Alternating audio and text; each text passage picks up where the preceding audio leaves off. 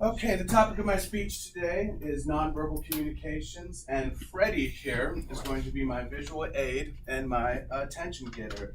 Freddie's worked here for a very long time, imagine, and Freddie is not so expressive, so he relies heavily on his nonverbal communication skills to get his point across. So we thought we'd start with a joke just to lighten up the mood a little bit here, and since this is the commissary, we thought we'd tell you a joke about cheese, but I'm afraid you might spread it. So we're gonna have to, just joking. But he does have a favorite cheese, of course. It's Munster cheese, and mine is cheddar, since I like to talk a lot. So anyway, sorry. So he's got no guts like me. We're both a little nervous here. So anyway, so we're gonna do a few social experiments here, and the first one is going to be, Freddie would like me to describe his favorite movie, and he'd like to help me describe his favorite movie.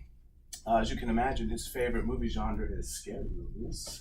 I bet you thought it was going to be comedies, didn't you? No, he's into scary movies.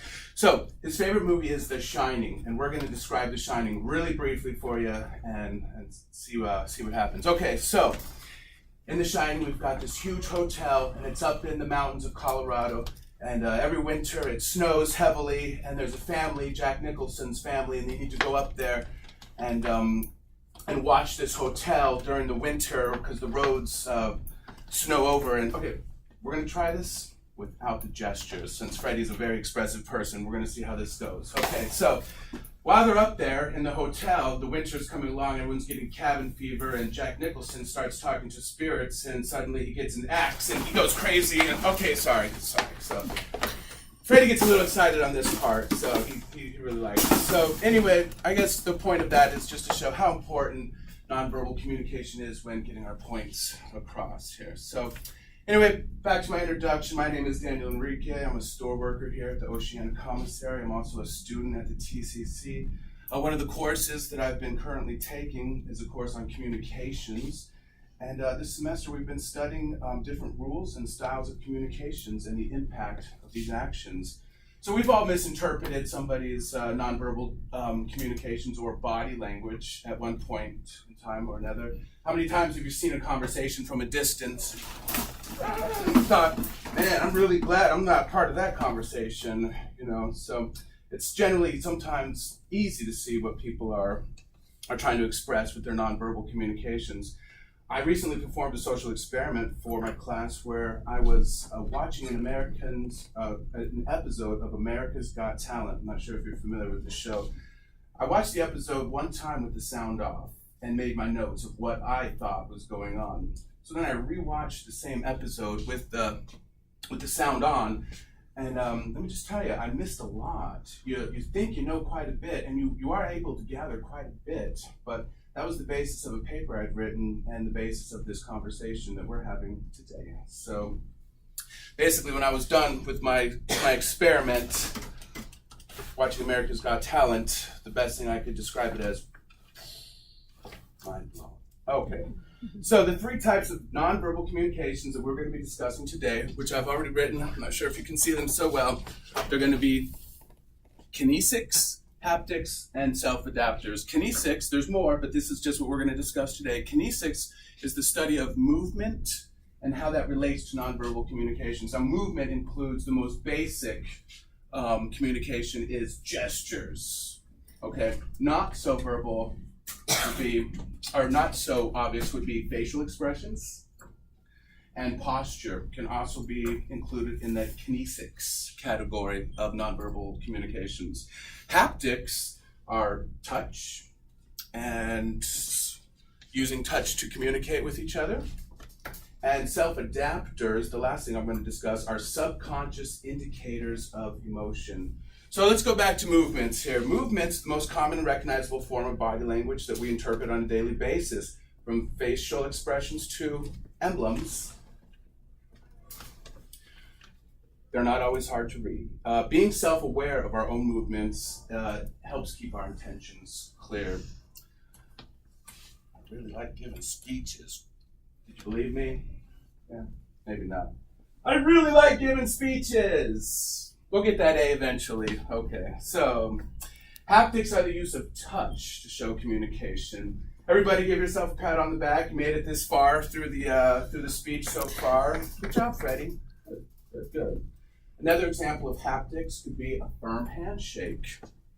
Good job, Freddie. Yeah, he plays rough. Okay. Final example of haptics I'm going to show you today would be a warm embrace of a friend. It's all right, buddy. I know you didn't mean it. Okay, your phone uses haptics to communicate with you as well. Everybody have their phone on them? You can Facebook this live if you want. I'm sure it'd be interesting.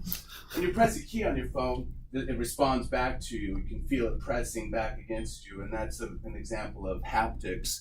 Another would be if your phone's on the ground or on the table and it starts vibrating like crazy. That would be a version of haptics. And I told you to leave your phone on silent mode, Freddie. You can still hear that. Okay, so what can Freddie and everybody else learn from this? Well, I'll tell you. A self-aware person is a person who's better suited to understand each other and other people. You know what I mean, Freddie? Okay, close enough. Being a better communicator can help you positively propel yourself through the various aspects of life, whether it's with family, friends, or your work friends. Learning to put together different clues from verbal and nonverbal communications alike can help us all operate in a more harmonious and friendly manner. Also, another thing that we can learn is seeing through the words that people are saying, and watching a person's nonverbal communication can help detect possible deception.